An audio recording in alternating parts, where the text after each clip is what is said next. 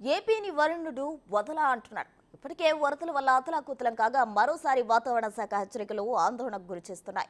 బుడమేరు గట్లు ఎత్తి పెంచే పనులు జరుగుతుండటంతో మళ్లీ విజయవాడ మునుగుతుందా అనే సందేహాలు వ్యక్తం చేస్తున్నారు. వర్షాలపై సీఎం చంద్రబాబు అధికారులను అలర్ట్ చేశారు. ఏపీకి మళ్లీ ముంచుకొస్తున్న ముప్పు.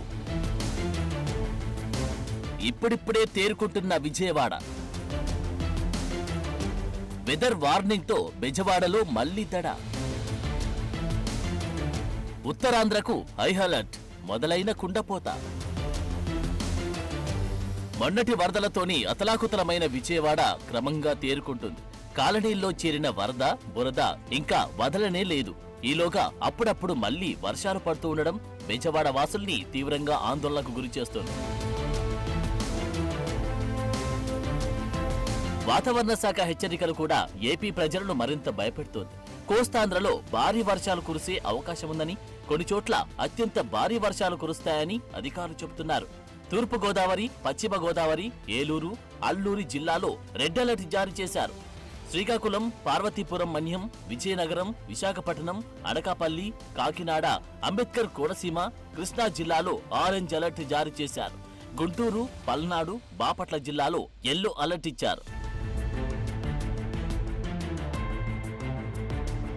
బంగాళాఖాతంలో ఏర్పడిన అల్పపీడన ప్రభావంతో వర్షాలు కురుస్తున్నందున అధికారులను సీఎం చంద్రబాబు అప్రమత్తం చేశారు.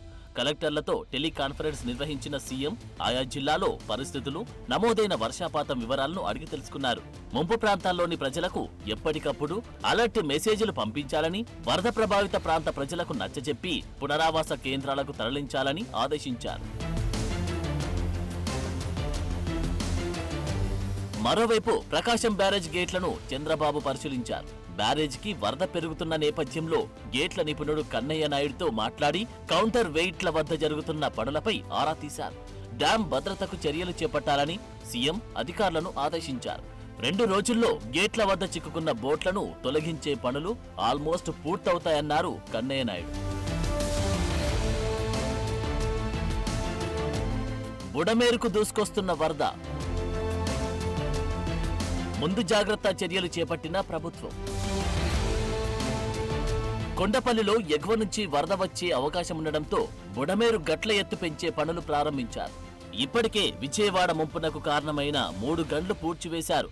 వాటి ఎత్తు పెంచి బలోపేతం చేసేలా జరుగుతున్న పనులకు భారీ వర్షం, వరద వంటి విపత్కర పరిస్థితులను ఎదుర్కొంటూ దగ్గరుండి మంత్రి నిమ్మల రామానాయుడు పరుగులు పెట్టిస్తున్నారు. గత వారం నుంచి బుడమేరు గట్టుపైనే మంత్రి మకాం వేశారు. మొత్తంగా వాయవ్య బంగాళాఖాతంలో కేంద్రీకృతమైన వాయుగుండం ఒడిశా, పశ్చిమ బెంగాల్ తీరాల వైపు కదులుతూ 24 గంటల్లో తీవ్ర వాయుగుండంగా మారే అవకాశం ఉంది. ఈ నేపథ్యంలో ఉత్తరాంధ్రలో ఇప్పటికే కుండపోత వర్షం పడుతోంది. వర్షాలు, వరదల పట్ల ప్రజలు అప్రమత్తంగా ఉండాలని సూచించారు.